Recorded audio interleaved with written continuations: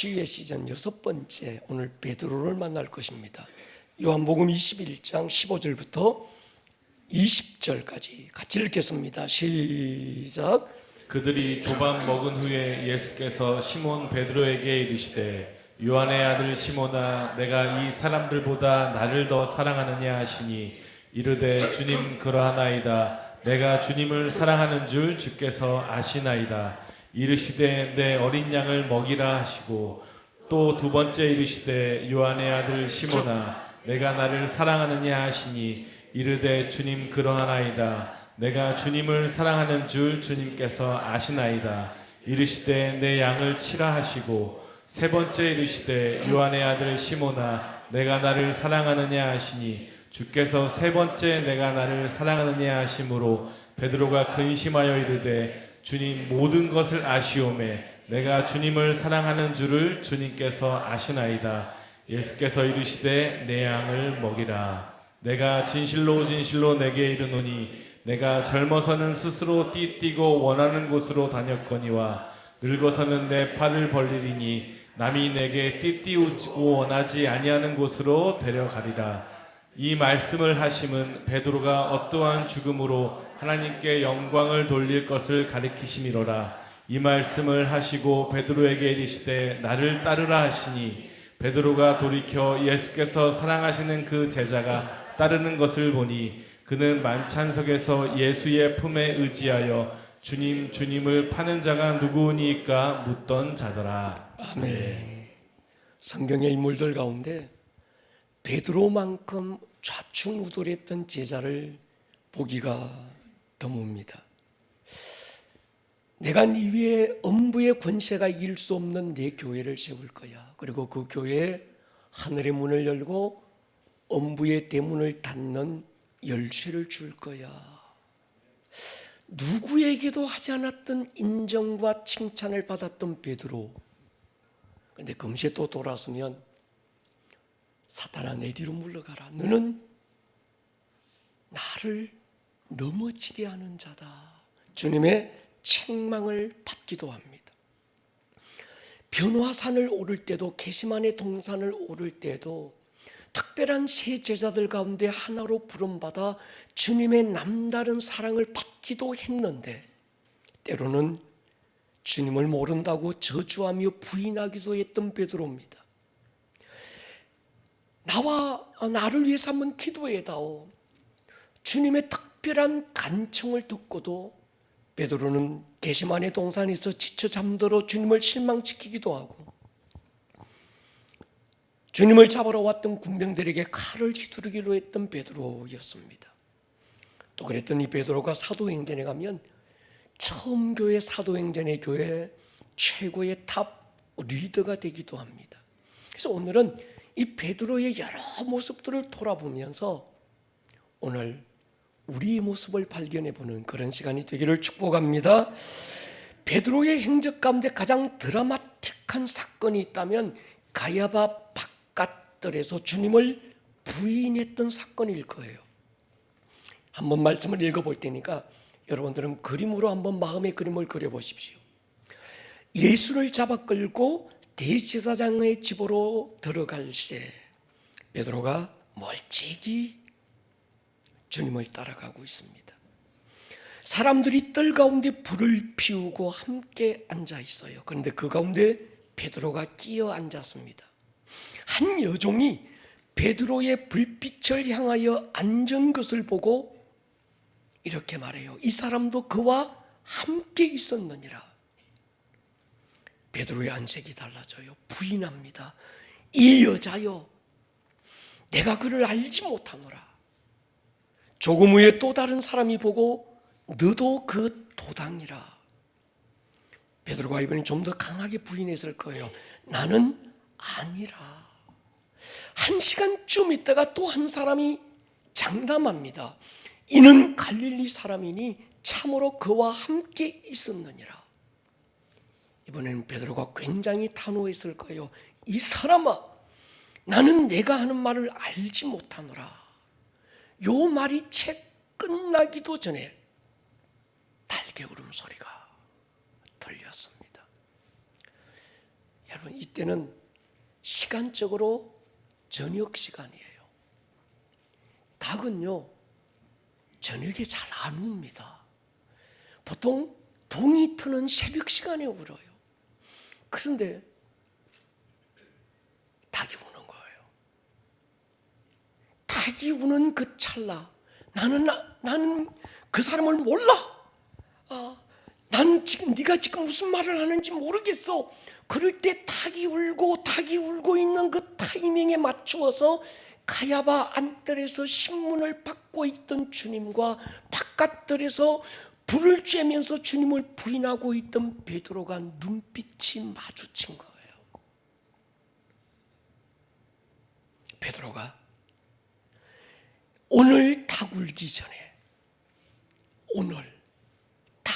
전에 내가 3번 나를 부인하리라 하심이 생각나서 밖에 나가서 심히 통곡을 하는 거예요.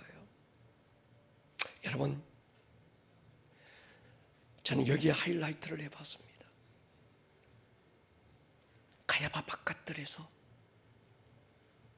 신문을 받고 계시던 주님의 눈빛과 그 주님을 모른다고 부인하고 있는 베드로의 눈빛이 마주쳤을 때 우리는 알아요.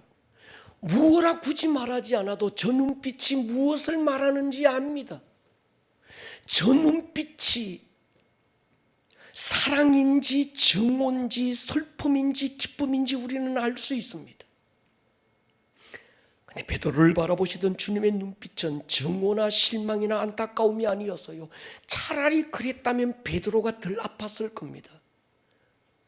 스쳐 지나는 눈빛이었지만 주님의 눈빛은 한없는 긍휼의 눈빛이었고 따뜻함이 담긴 사랑의 눈빛이었던 거예요. 그 눈빛이었기 때문에 베드로의 마음을 더 아프게 짓눌렀습니다. 그 순간 어디선가 달개 울음소리가 들렸습니다. 달개 울음소리가 그렇게 크지 않았을 거예요. 그렇지만 그 시간 그 베드로에게는 천둥 소리처럼 그의 영혼을 흔들었을 거예요. 그 자리에 도무지 있을 수 없어서 뛰쳐나갔던 베드로, 통곡하고 가슴을 치는 거예요. 제가 유일하게 먹지 않는 음식이 하나가 있습니다. 그래서 우리 교회에서 점심시간에 절대 이건 안 끓여요. 동태탕을 안 먹습니다.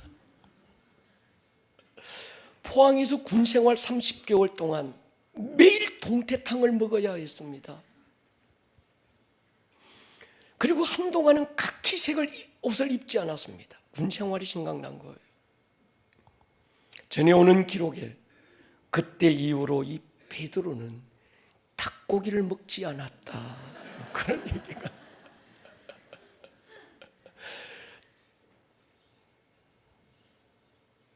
베드로는 감히 주님께 가까이 다가갈 수 없었을 겁니다. 십자가를 지고 힘겹게 고난을 오르시던 그 주님, 사람들이 던진 돌에 맞아 찢겨지고 수치와 침뱉음을 당하시던 그 주님, 채찍에 맞고 십자가에 못 박히는 주님을 멀찍이 바라보고만 있었습니다. 갈릴리 바닷가에서 빈 그물을 짚고 있을 때 자기를 찾아와서 제자로 부르셨던 그때 그 주님, 저분만 따르면 내 인생 불행 끝 행복의 시작이겠다 생각하고 배와 그물도 버리고 따랐던 그분, 가이사랴 빌립보에서 너는 나를 누구냐라고 물었을 때 주는 그리스도시요 살아계신 하나님의 아들이라고 고백하고 천국 열쇠 주시면서 내가 네 위에 내 교회를 세우겠다고 했던 그 주님, 근데 지금은 그 주님이 가장 무기력한 한 인간의 모습으로 신문을 받고 있습니다. 베드로 안에는요, 인생의 소망도 기대도 다 사라졌습니다. 더 베드로를 힘들게 했던 건 사랑하는 스승을 배신했다는 죄책감이 의리의 사나이 베드로를 더 힘들게 했을 거예요. 어디를 가도 누구를 만나도 이 트라우마로부터 벗어나기가 힘들었습니다. 모든 사람이 자기에게 손가락질을 하는 것 같고 함께했던 동료들 앞에 나설 용기조차 나지 않았습니다. 그래서 십자가 높이 달리신 그 주님 앞에 가까이 다가갈 용기가 없어서 멀찍이 바라보고만 있는 그 베드로 자신이 한없이 미웠을 거예요. 사랑하는 주님이 십자가에서 죽고 사흘이 지났습니다. 삶의 의미도 용기도 다 잃어버리고 절망에 빠져 문 콕 닫고 혼자 고독을 씹고 있는 베드로에게 어느 날 누가 급하게 문을 두드려요. 문을 열고 보니 마리아라는 한 여인과 몇 여인입니다. 이들의 말이 이렇습니다. 안식일이 지나고 새벽 아직 해 뜨기 전에 이 몇 여인들이 주님의 시신에 발라드릴 향유를 들고 무덤을 찾아갔는데 무덤 문은 열렸고 그리고 그 안에 주님의 시신이 없어졌다는 거예요. 이 말을 듣자마자 베드로가 가장 먼저 무덤을 향해 달리기 시작합니다. 그 뒤를 요한이 따라오고 있었고 몇 여인들 헐레벌떡 쫓아가고 있어서요. 이 상황을 그림으로 그렸던 한 그림이 있습니다. 이 그림은요, 스위스의 화가 외젠 비르낭이라는 사람이 예수님의 부활 소식을 전해받고 무덤을 향해 달려가는 베드로와 요한, 요한의 저 두 손 꼭 잡은 그 얼굴의 그 간절함, 베드로에게 쾌행한 눈빛 한번 보십시오. 헝클어져 있는 머리. 근데 이 그림을 자세히 보면요, 최고의 화가가 그렸다기에는 뭔가 어색한 게 있습니다. 뭐가 어색할까요? 그림의 구도가 어색합니다. 사진을 찍는 진사들이나 작가들이 이 그림을 그리는 화가들이 볼 때 이 그림에서 중요한 건 구도라고 하는 거예요. 이 그림이 정상적인 그림이 되려면요, 지금 앞으로 달려가고 있는 사람들은 이쪽 좀 뒤쪽에 있고 가고 있는 방향에 여백이 남겨져 있어야 좋은 구도의 그림이 될 수 있습니다. 그런데 지금은 뒤를 배경으로 공간을 두고 앞을 인물을 배치했다는 건 그만큼 다급하다는 거예요. 정돈되지 않는 흩날리는 머리카락, 주름진 이마와 텁수룩한 수염,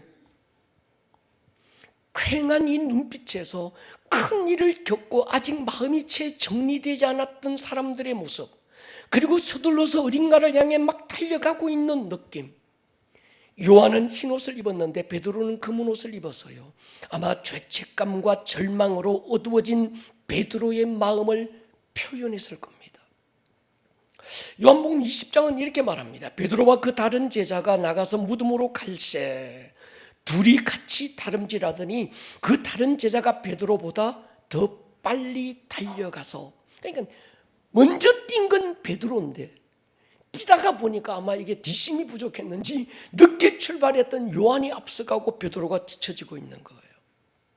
그들이 달려서 도착했던 예수님의 무덤은 여인들의 말대로 비어 있었습니다.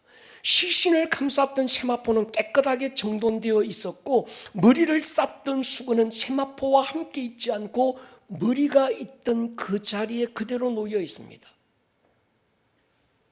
베드로와 요한은 더 죄책감이 덮어와서요, 주님의 시신마저 지키지 못했다는 이 죄책감, 절망, 그리고 쓸쓸하게 왔던 길을 되돌아 집으로 돌아가는데 마리아와 여인들은 그 자리를 떠날 수가 없었습니다. 그리고 잠시 후였습니다. 그곳에 남아있던 마리아와 여인들이 다시 베드로와 제자들이 남아있던 그 집 문을 두드리면서 더욱 기가 찬 소식을 전해줍니다. 제자들이 돌아가고 얼마 있지 않아서 부활하신 예수님이 무덤에 찾아오셨다는 거예요. 그리고 이렇게 말씀하셨다는 겁니다. 한번 읽겠습니다. 요한복음 20장 17절 시작. 예수께서 이르시되 나를 붙들지 말라. 내가 아직 아버지께로 올라가지 아니하였노라. 너는 내 형제들에게 가서 이르되 내가 내 아버지 곧 너희 아버지 내 하나님 곧 너희 하나님께로 올라간다 하라 하시니. 여기 굉장히 중요한 복음의 핵심이 담겼습니다. 십자가 사건과 부활 사건 이후에 주님은 주님과 제자들의 관계를 새롭게 맺고 계신 거예요. 뭐라고 말씀하시는가 하면 이젠 지금부터는 나의 하나님이 너의 하나님이야. 나의 아버지가 곧 너희들의 아버지야. 십자가와 부활 사건을 통해서 나의 죄만 씻고 용서하신 것을 뛰어넘어서 우리의 신분이 바뀌어졌고 존재가 달라졌다는 걸 주님은 확정시켜 주시는 거예요. 여러분, 우리가 예수를 믿는다는 건 교회 왔다리 갔다리 하는 게 아닙니다.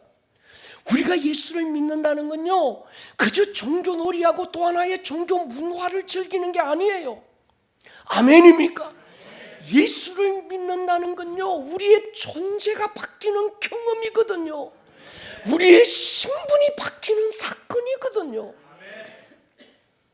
이젠 스승과 제자였던 그 주님과 제자들의 관계가 바뀌어서 주님과 제자들이 형제 관계가 되는 거예요.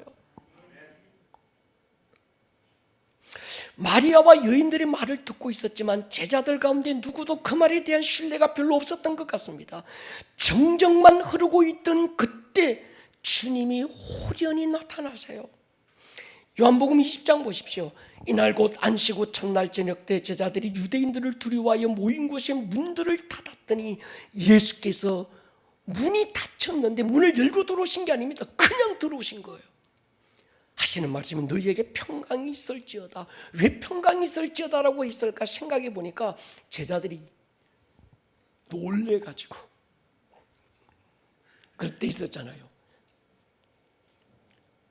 오병이어 사건, 베세다 들판의 사건을 이어서 사람들이 주님을 왕으로 삼으려고 했을 때 주님은 제자들을 먼저 태워서 갈릴리 바다로 보냅니다.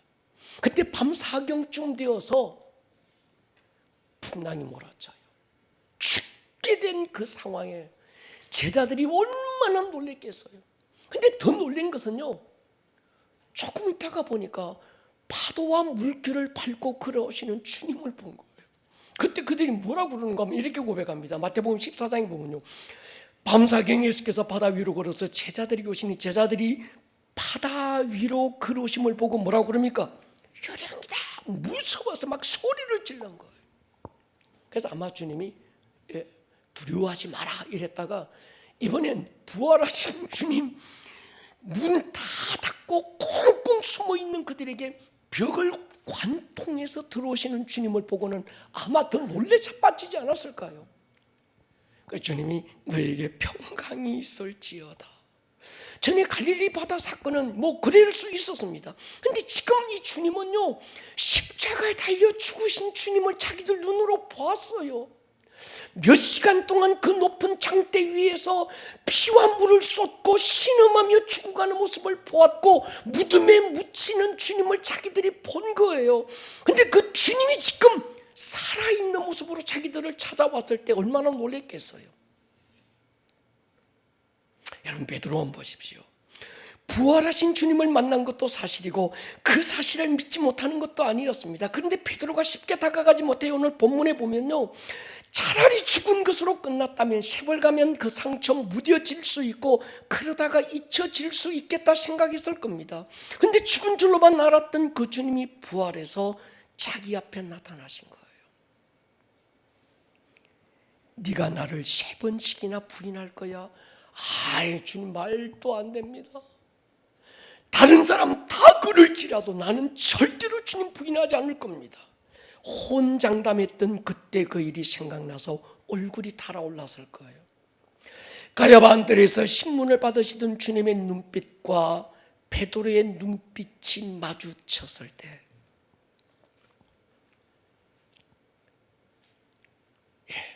베드로는 다시는 주님 앞에 설 용기가 없었을 겁니다. 그래서 처음 주님을 따르기로 결정했을 때 버렸던 배와 그물을 다시 손에 들고, 갈릴리 바다가 이렇게 있거든요. 얼마나 넓은지 몰라요. 바다가 아니고 호수인데 너무 크니까 이게 둘레가 약 한 57km 정도 되더라고요. 근데 디베라는 뭔가 하면 이 갈릴리 바다가 있는데 거기에 디베다라고 하는 작은 마을이 있는데 그 마을 앞바다를 디베랴 바다, 이렇게 전체가 갈릴리고 그 부분을 갈릴리 앞바다라고 디베랴 바닷가라고 불렀던 거예요. 거기서 베드로가 다시 그물을 손에 잡고 그물질을 하고 있습니다. 여러분, 되게 도시로 나간 사람들 귀향할 때 두 가지입니다. 성공하고 잘 돼서 돌아오는 자랑스러운 귀향, 실패하고 어쩔 수 없어서 돌아가는 부끄러운 귀향 가운데 베드로는 아마 후자일 거예요. 예수님을 붙들고 인생 역전을 장담하고 떠나왔던 그 고향에서 베드로는 초라한 실패자로 귀향한 겁니다. 베드로만 따라온 게 아니고 베드로를 따라서 몇 사람들이, 제자들이 함께 왔습니다. 도마, 나다나엘, 요한, 야고보, 다른 제자들이 갈릴리 어느 바닷가에서 지금 함께 그물을 던지고 있는 겁니다. 근데 과거 그들은요, 갈릴리 바다는 누구보다 잘 알고 있었고 고기 잡는 데는 달인이었어요. 거기서 잔뼈가 굵어졌고 성장했고 자기의 전문가였기 때문에 누구보다 고기는 잘 잡았는데 그날따라 고기가 하나도 안 잡히는 겁니다. 사실 고기를 잡겠다고 그물질하고 있었던 건 아니었을 거예요. 뭐라도 하지 않으면 괴로워서 뭐라도 해야겠다 싶어서 손에 잡았던 그물이었어요. 21장 보십시오. 2절에 보면 시몬 베드로, 디두모라는 도마, 갈릴리 가나 사람 나다나엘, 세베대의 아들 두 아들 야고보, 요한이죠. 또 다른 제자들이 함께 있는데 시몬 베드로가 뭐라고, 나는 물고기 잡으러 간다. 그러니까 그들이 야 우리도 함께 가자. 그래서 함께 배에 올랐던 거예요. 근데 그날 밤에 아무것도 잡지 못했습니다. 그리고 날이 새어갈 때 예수께서 바닷가에 서신 거예요. 제자들이 예수님인 줄 몰랐습니다. 의미 없는 그물질을 하고 오늘 고기도 한 마리 안 잡히네, 재수 없는 날이라고 주님이 찾아오신 거예요. 예수님을 제일 먼저, 바닷가에 서신 예수님을 제일 먼저 알아본 사람이 요한입니다. 주님이다. 요한이 주님이다는 말 던짐과 동시에 베드로가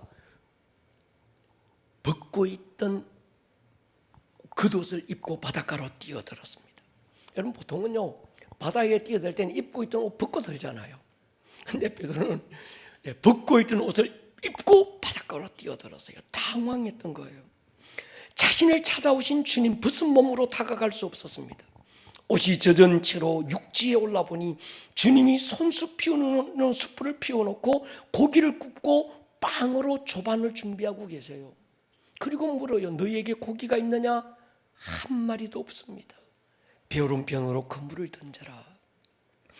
그물을 던졌는데 고기가 너무 많이 잡혀서 그물을 들 수가 없는 겁니다. 여러분, 이 상황이 어디선가 낯익다 싶었어요. 3년 전이었습니다. 처음 주님이 자신을 찾아오셨을 때 그 장소가 여기였고 그 시간이 이 시간이었고 지금 상황이 너무나도 그 상황이었습니다. 그날도 나름 열심히 그물질했는데 베드로가 고기 한 마리 못 잡은 거예요. 허탈한 마음으로 빈 그물을 싣고 있을 때 낯선 한 남자가 가까이 오더니 깊은 곳에 그물을 내려라. 그 말에 순종해서 그물을 내렸는데 그물이 찢어질 정도로 많은 고기를 잡았던 그때 그 사건, 그 추억, 그 사건과 함께 베드로가 다짐합니다. 주님 발 아래에 엎드려서 주님, 나는 죄인입니다. 나를 떠나소서. 내가 너를 사람 낚는 어부가 되게 할 거야. 모든 것 버려두고 주님 한 분 따르기로 결정했던 그때 그 사건, 그 추억, 갑자기 베드로에게 오버랩되기 시작한 거예요. 주님 말씀해요. 춥제, 배고프제, 애썼대, 우리 와서 밥 먹자. 사실 오늘 이 상황은요, 주님이 어떤 의도를 가지고 준비하신 이벤트였습니다. 숯불도 떡과 고기도 어떤 주님께서 제자 베드로에게 어떤 메시지를 주고 싶어서 준비해 놓은 특별한 소품들이었던 거예요. 베드로가 주님을 따랐던 시간 3년입니다. 마지막 십자가 첫날 제자들에게 떼주셨던 게 떡이었어요. 받아 먹으라 내 살이야, 받아 마셔라 내 피 곧 언약의 피다. 여러분, 우리가 성경을 읽을 때 착각하기 쉬운 게 우리의 하루의 개념과 성경이 말하는 하루의 개념이 다릅니다. 우리는 아침이 되고 해가 지고 저녁이 되면 야, 하루 다 지났네 이래요. 아침이 하루의 시작이고 저녁이 하루의 끝이라고 생각해요. 그런데 성경은요, 저녁이 되고 아침이 되니 다음 날이더라.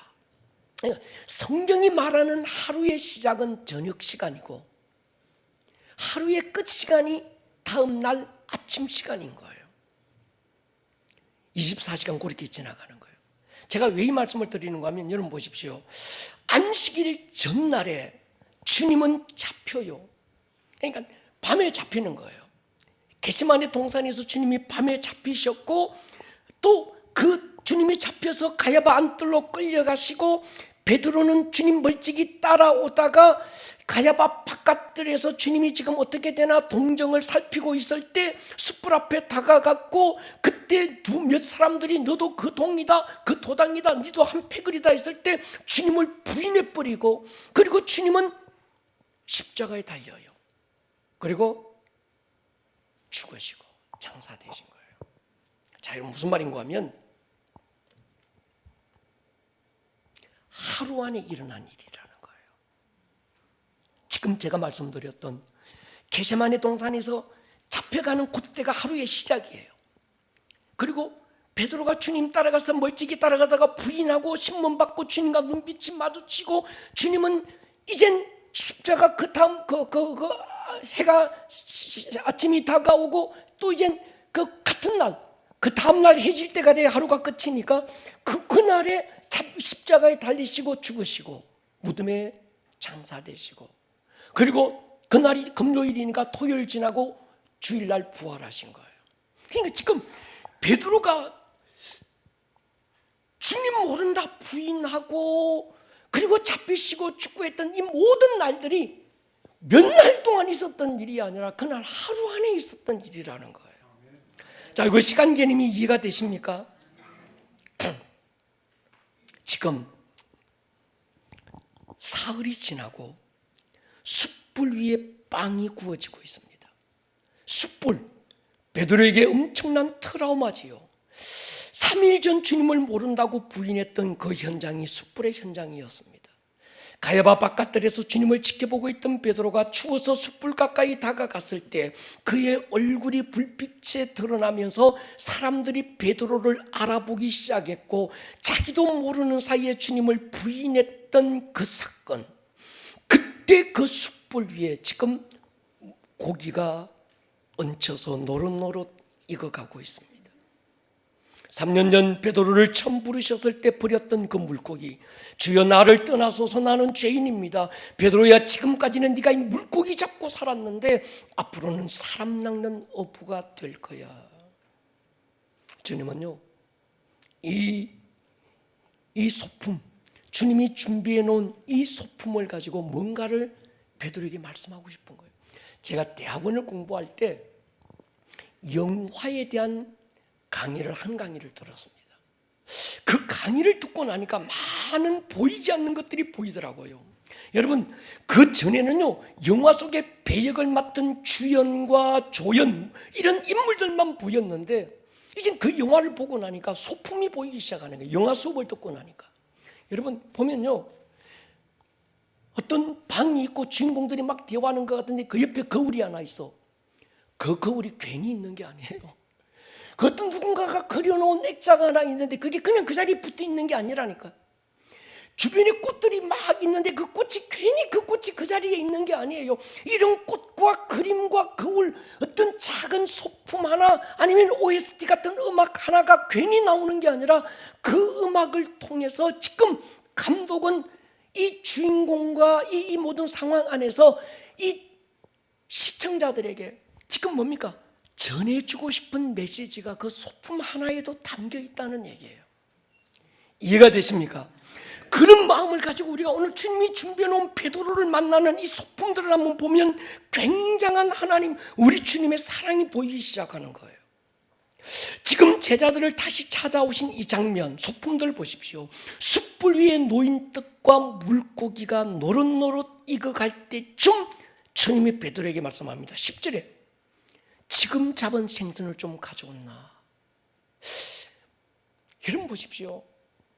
주님은 이미 물고기를 준비해 놓고 굽고 계시면서 제자들이 잡은 물고기 좀 가지고 오라는 거예요. 다시 말씀드리면 주님이 야 그래 내가 제자들 만날 건데 만나면 오른편에 그물 던져라 그래가지고 백신 3마리 내가 잡게 만들 거야. 그럼 난 숯불만 피워놓고 싱싱하고 아주 막 바로 잡은 물고기 구워서 제대로 먹여야지. 그랬다면 고기 안 굽고 있었을 거예요. 주님은 지금 뭡니까? 이것과는 상관없이 지금 숯불을 피워놓고 물고기를 굽고 있는 이 소품과 이 연출을 통해서 제자들에게 하신 말씀이 있었던 거예요. 이해가 되면 아멘 하십시다. 처음 주님을 만났던 그날 그 추억을 상기시키고 싶은 겁니다.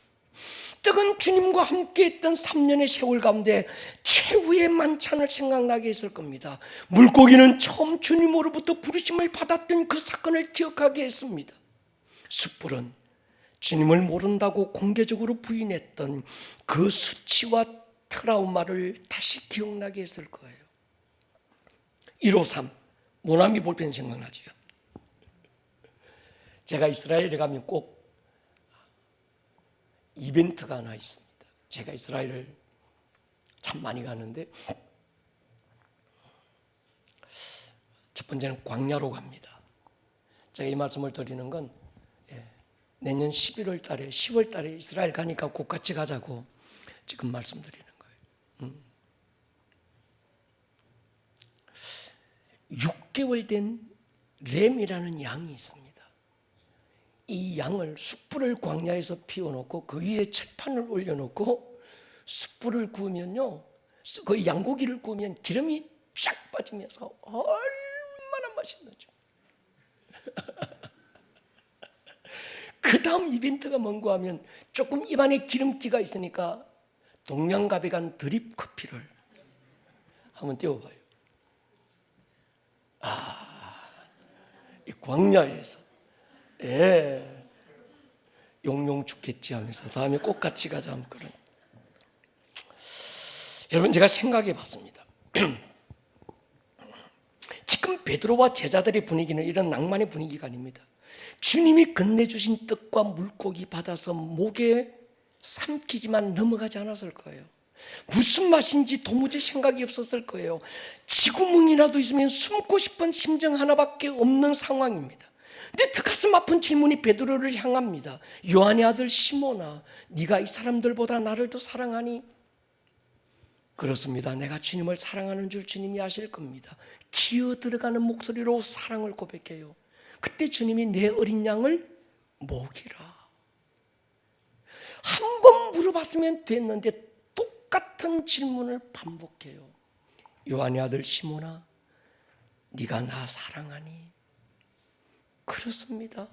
내가 주님을 사랑하는 줄 주님이 너무 잘 아시잖아요. 똑같은 대답을 해요.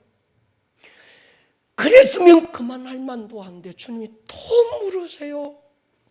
요한의 아들 시몬아, 네 나 사랑하니?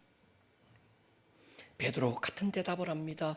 내가 주님을 사랑하는 줄 주님이 압니다. 내 양을 먹이라. 다르지 않는 질문과 다르지 않는 대답. 이 질문과 대답에는 어떤 의미가 감추어져 있었던 거예요. 여러분, 만약 누군가가 여러분에게 니 내 사랑하느냐라고 니 내 사랑하나 물으면요, 이건 질문이 아니라 사랑의 고백이거든요. 사랑도 안 하면서 니 내 사랑하나 물으면 정신병자예요. 니 내 사랑하나 묻지만 그 속에는 내가 니 사랑하는데 이 사랑의 고백이 담겨 있는 거거든요. 이해가 되십니까? 지금 주님이 베드로를 향해서 베드로야, 이 사람들보다 너 나 더 사랑하니라고 묻는 건 네가 주님이 지금 베드로가 주님을 사랑하는 줄을 몰랐어가 아니고 주님 뭡니까? 내가 너를 사랑하고 있다는 사랑의 고백이 이 속에 담겨 있는 거예요. 주님은요, 베드로가 주님을 얼마나 사랑하는지 알고 계셨어요. 베드로가 고백했던 것처럼 베드로도 알고 이 주님도 아는데, 내 주님 사랑하는 줄 주님 아시잖아요. 그건 나도 알아요. 주님이 아신다는 건 나도 알아요. 주님도 아시잖아요. 알고 있음에도 불구하고 주님이 또 묻고 또 물으시는 거예요. 굳이 베드로의 고백을 들어야 베드로의 진심을 아시는 게 아니었습니다. 여러분, 이 사건을 한번 보십시오. 한 번은 하나님이 아브라함을 불러서 청천벽력 같은 명령을 해요. 네 아들 네가 사랑하는 독자 이삭을 내게 번제로 바쳐라. 하나님은요, 아브라함에게 이삭이 어떤 존재인지 알고 계셔서요, 아브라함이 100세에 얻은 아들을 얼마나 사랑하는지 알고 있었어요. 여러분, 성경에 사랑이라는 단어가 이때 처음 언급이 됩니다. 첫 언급의 원리를 우리가 비교해 본다면, 성경 창세기부터 태초에 하나님이 천지를 창조했다부터 시작해서 어디에도 사랑이라는 단어 두 글자가 없다가 처음 그 두 글자가 성경에 빡 박힌 것이 아브라함이 독자 이삭을 사랑했다. 네가 사랑하는 독자 이삭을 내게로 바치라고 할 때, 하나님은요, 아브라함이 독자 이삭을 사랑하는 줄 알고 있었어요. 근데 여러분 보십시오. 고민 끝에, 어마어마한 결단 끝에 아브라함은 아들 이삭을 데리고 불과 나무를 지우고 모리아 산으로 갑니다. 그때 이삭이 묻잖아요. 아버지요, 불과 나무는 있는데 번제할 양이 어디 있습니까? 하나님이 자기를 위하여 친히 준비할 거야. 이렇게 말했지만 아브라함 마음은 복잡했을 겁니다. 아브라함이 아들을 결박하고 제단 위에 올려놓고 칼로 내리치려고 했을 때 다급한 하나님의 음성이 이렇게 들려요. 22장 보십시오. 그 아이에게 네 손을 대지 말라. 그에게 아무 일도 하지 마라. 내가 내 아들 내 독자까지도 내게 아끼지 아니하였으니 내가 이제야 네가 하나님 경외하는 줄을 아노라. 여러분 보십시오. 무슨 말인가 하면, 하나님이 저 아브라함이 독자 이삭한테 지금 다 모든 게 빠졌어. 그래, 내가 시험 한번 해봐야지. 제가 지금 독자보다도 나를 더 사랑하는지, 나보다 독자를 더 사랑하는지, 누구를 더 사랑하는지 내가 테스트 한번 해볼 거야. 그래, 네 사랑하는 독자 이삭을 바쳐라. 그래서 아브라함이 고민하다가 아들 끌고 가서 제단 위에 눕혀놓고 결박하고 칼로 내리치려고 하니까 하나님이 그제서야 아브라함아 내가 이제야 알았대. 네가 네 독자보다 나를 더 사랑하는구나. 이게 아니었다는 거예요. 하나님은요, 아브라함이 독자보다 하나님을 더 사랑하고 있다는 걸 알고 계셔서요. 누가 몰랐는가 하면 아브라함이 모르는 거예요. 그래서 이삭의 사건을 통해서 아브라함 스스로가 하나님에 대한 자기의 사랑을 확정하기를 원하신 거예요. 다시 한번 아멘 하십시다. 여러분 보십시오. 한때는 주님을 모른다고 부인하기도 했던 베드로였는데, 주님은 그 베드로가 주님을 얼마나 사랑하고 있다는 걸 모르셨던 게 아닙니다. 알고 계셨어요. 그렇다면 세 번씩이나 지금 베드로에게 묻고 있는 이유가 뭘까요? 예수님이 알고 싶은 게 아니라 베드로 본인이 알기를 원했던 거예요. 베드로가 고백했던 것처럼 주님 알잖아요. 그래, 나 알아. 베드로야, 네가 나 사랑한다는 건 내가 알고 있어. 그런데 내가 알고 있는 것보다 너 스스로가 제발 좀 알았으면 좋겠어, 이거예요. 고린도후서 보세요. 너희는 믿음에 있는가? 너희 자신을 시험하고 너희 자신을 확증해라. 뭘? 예수 그리스도께서 너희 안에 계신 줄을 너희가 스스로 알아야 된다는 거예요. 스스로 알지 못하면 버림받을 수 있다는 거예요. 여러분, 중요한 포인트가 이겁니다. 지금 주님이 베드로를 찾아가셔서 베드로야, 요한의 아들 시몬아, 이 사람들보다 나를 더 사랑하느냐? 주님이 몰라서 그걸 물어보고 싶으신 게 아니고, 베드로야 니 내 사랑하나, 내 니 사랑한대. 그 사랑의 고백과 함께 베드로 스스로가 어떤 무엇보다 주님을 사랑하고 있다는 걸 베드로 스스로 확정하기를 원했던 거예요.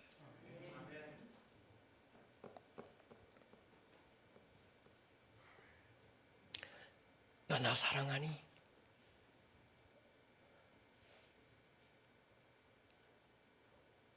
너도 나를 이렇게 사랑하고 있다는 사실을 너 스스로 확정해다오. 베드로야, 내가 너를 이처럼 사랑하고 있는데 너도 나를 이처럼 사랑하고 있다는 사실을 너 스스로 좀 알면 좋겠어. 그러면서 주님이 베드로의 가슴에 사랑의 인을 치고 있는 장면이 이 모습인 거예요. 또 세 번씩 주님을 모른다고 부인했던 상처 씻어주고 계신 겁니다. 주님은 베드로의 연약함을 알고 계셔서요, 이름 베드로라는, 넘어질 수밖에 없고 사랑하지만 사랑의 중심은 흔들리지 않지만 때로 베드로가 연약해서 넘어지고 쓰러지고 냄새나고 초라한 어떤 루즈가 돼서 넘어질 수밖에 없는 존재라는 걸 주님은 알고 계세요. 그럼에도 불구하고 주님을 향한 그 사랑은 가슴속에 변치 않고 있다는 걸 주님은 아시는 거예요. 그래서 누가복음 22장 보십시오. 시몬아 시몬아 보라, 사탄이 너를 밀가부로 다리고 요구해서나 그러나 내가 너를 위하여 내 믿음이 떨어지지 않기를 기도하였대요.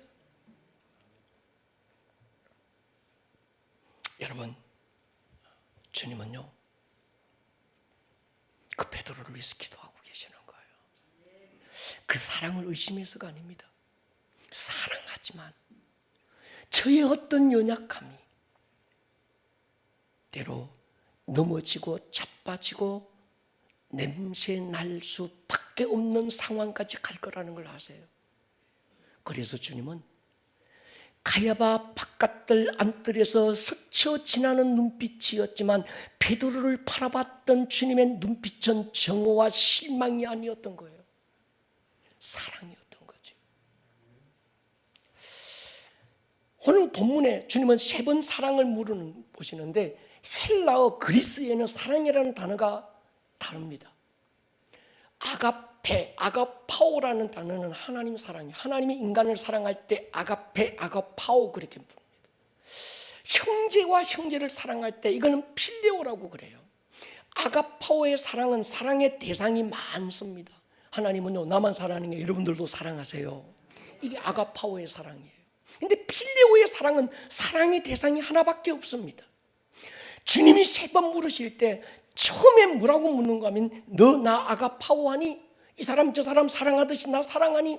두 번째도 아가파오 사랑하니? 근데 베드로는 처음부터 내가 주님 한 분 필레오예요. 두 번째도 필레오예요. 한 분만 사랑해요. 세 번째도 주가 또 물으시는데 내가 주님을 필레하고 있다는 걸 주님이 아시잖아요. 이렇게 고백한 겁니다. 넘어졌던 베드로였고요, 부인했던 베드로였고요, 연약함에 참 초라한 실패자의 모습으로 자기가 미울 정도로 정말 처참하게 무너져 있던 베드로였지만 그 베드로 안에는 주님 한 분 사랑하는 사랑이 남아 있었던 거예요. 아멘입니까? 아멘. 주님은 그걸 알고 계셨어요. 그런데 베드로가 모르는 거예요. 그래서 주님이 지금 여러 소품 숯불도 준비해놓고 물고기도 준비해놓고 떡도 준비해놓고, 배오른편에 그물 던져라 153마리 갈릴리 바닷가에 물고기들 다 모아놓고. 여러분 갈릴리 바다 가시면요 베드로 고기 한번 보시면요 잔챙이가 아닙니다. 보통 발등만 해요. 그게 153마리 잡혔다 하시는 거예요. 제가 이번에 이스라엘 갔을 때 정말 놀라운 걸 하나 발견했습니다. 그래요. 이게 지금 그 갈릴리 그 호수 그 뻘에서 발견된 건데 예수님 당시 그 배였어요. 베드로 배는 아니에요. 그 배는 아닌데 예수님 당시에 2000년 전의 배. 근데 너무 조그만하더라고요. 그물도 요즘처럼 막 초초만 그물이 아니었습니다. 얼기설기 대충 된 그물이어서요. 여러분 보세요. 그 밤에 닭이 왜 울어요? 이런 건물에 이런 배로 153마리 그냥 잡힌 게 아니고요. 베드로가 실력이 좋아서 잡힌 게 아니었어요. 여기는 뭔가 주님의 의도하신 말씀이 있었다는 거예요. 여러분,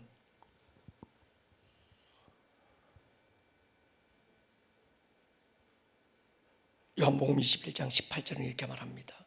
네가 젊어서는 스스로 띠뛰고 원하는 곳으로 다녔거니와 늙어서는 내 팔을 벌리리니 남이 내게 띠뛰고 원하지 않는 곳으로 데려갈 거야.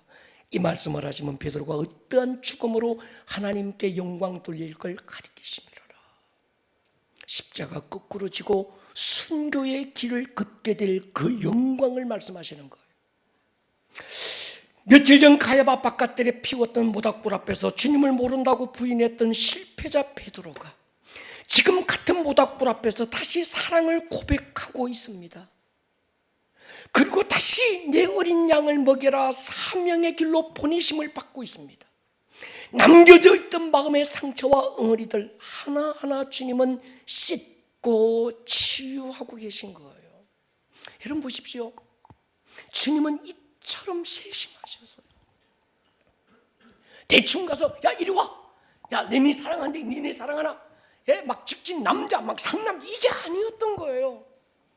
베드로 스스로가 주님의 사랑 그 안에 감추어지고 덮여버린 자기의 실수와 실패와 초라했던 그땐 주님을 모른다고 부인했던 가슴 칠 수밖에 없는 죄책감과 정죄감과 막 거기에 함몰돼서 보이지 않던 주님에 대한 그 사랑을 주님은 지금 하나하나 덜추어내서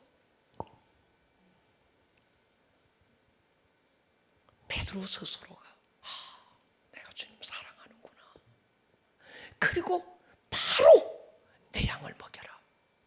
그리고 순교라고 하는 엄청난 영광의 길로 베드로의 앞에 이어질 것에 대해서 주님은 다시 예언적 선포를 하고 계신 거지. 여러분, 오늘 베드로의 사건을 통해서 주님은 우리에게 뭘 말씀하고 싶은 걸까요? 주님은요, 우리 아픔을 알고 계세요. 아멘입니까? 우리의 죄책감도 알고 있어요. 누가 뭐 손가락질하고 있는 것 아닌데도 내 스스로 나를 손가락질하고 있는 정죄감 주님은 알고 있어요. 근데 더 알고 계신 게 뭔지 아세요? 그럼에도 불구하고 주님을 사랑하고 있다는 걸 아세요. 그리고 그걸 스스로가 확정하기를 원하시는 거예요. 여러분,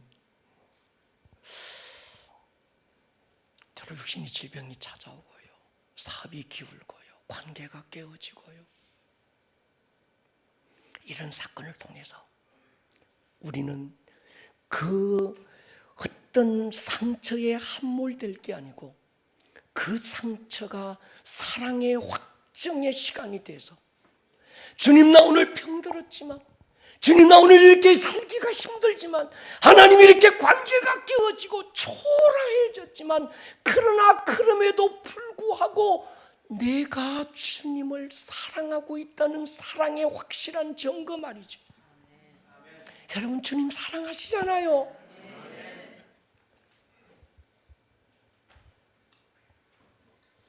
그럼에도 불구하고 우리 주님 사랑하고 있잖아요.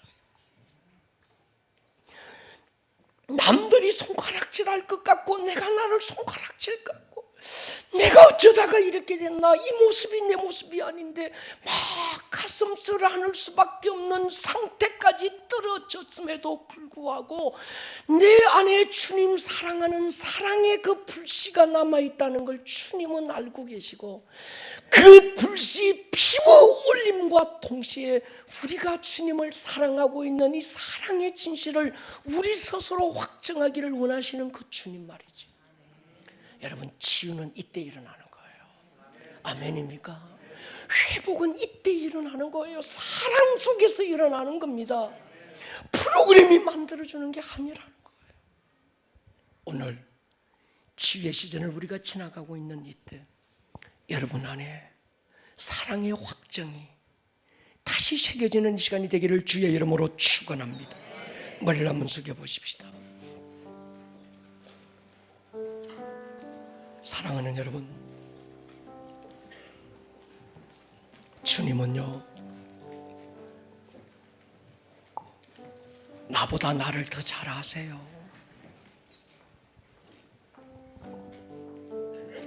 그럼에도 불구하고 주님 사랑하고 있는, 사명의 시작은, 부르심의 출발은 내가 깨끗하고 잘났고 똑똑하고 여기서가 아닙니다. 때로 실패했지만, 때로 쓰러졌지만, 때로 내무시하지만 그 자리에서 사랑 하나 붙들고 시작하는 거예요. 한 해가 마무리되고 있습니다. 새로운 한 해를 주실 거예요. 우리가 해야 될 일이 뭘까요? 사랑밖에 없습니다.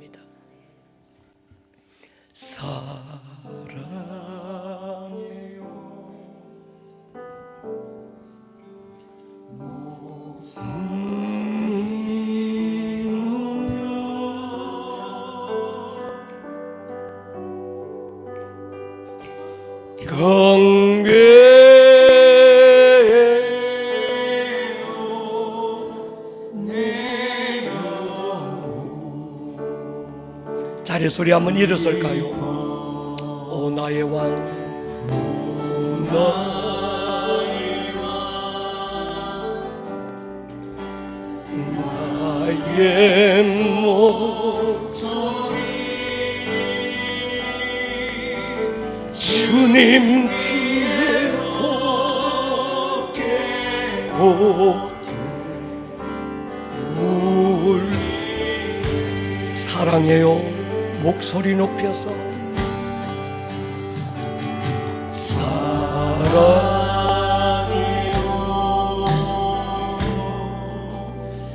목소리 높여 경배해요.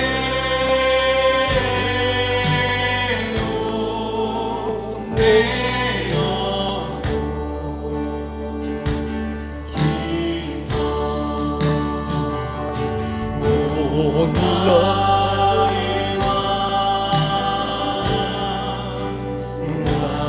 나의 목소리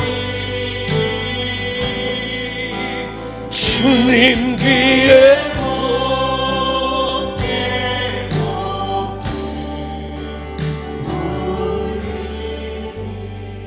반주만 한번 들어보십시오.